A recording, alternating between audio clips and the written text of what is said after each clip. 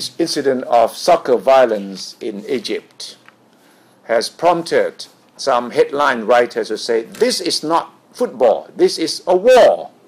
Yes, and this is what some senior officials of Egypt were saying. And that also was followed by some conspiracy theories in Egypt that this could be something that orchestrated by the powers that be? The powers that be of that country. The powers that be refused to give up power, so they created an incident that would require them to stay on? Right, because Egypt was celebrating the first anniversary of last year's revolution. And there was an election recently? Right, but a lot of people were still very dissatisfied with what had been going on in that country. Yeah, there's new protests at the Tahrir Square in Cairo. Yes, and a lot of people. So that people link the dissatisfaction, the continuing dissatisfaction of the people to this incident, and that led to the conspiracy theory that the country, the military rulers, they saw what happened during the first anniversary celebration, and then they thought that But how did the military instigate the soccer fans on both sides to fight, to kill each other? Well, and they have to, if you are to believe the conspiracy theory, you have to believe that they fix the match also, to get the result that can lead to this rioting. The host team was winning. That's a big question mark, because most of the rioting in sport, they often took place in the losing side. Yeah, the losing side was the host loses. The host loses, and the fans are not happy, and they are larger in numbers. Right. So they could always go on the rampage. Yes. And this took place at the stadium where the host team has won. Right. Who started it? According to the stories you get. According to the story that I read, a lot of people just going to the pitch to celebrate, and then things just got out of control. So we're not sure who started it. But this is why people talk about. There are a lot of suspicious things happening. So you're saying that this is not like things that happen in England, where football fans get drunk and then it's so different. Go on a rampage. This is, like you say, the host team was winning, and there was no cause or no reason at all for violence to happen. So you're saying this is political, violence? Somebody said. And to me, it's quite suspicious as well. Could it happen here in Thailand?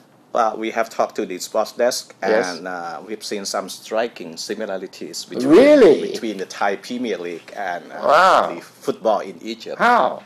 Well, first thing first, the security at at most stadiums very lax in Thailand also, and this is the same in Egypt.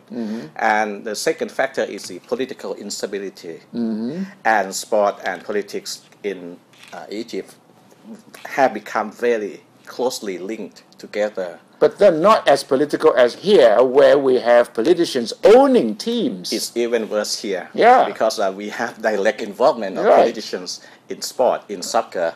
So we have political stability here, instability here, and we have politicians owning football team here. Yes. And we have lax security here, and we have very passionate yet immature fans in Thailand also. So a lot of points for concern for Thai soccer. But you have to make sure that the losing teams would not start trouble, right? No, right. That we have to make sure that. But first thing first, all stadiums should improve the security, which is at the moment is not good at all. Our sport reporters, they have been to a lot of stadiums, and what the only thing that they notice is that the security is really bad.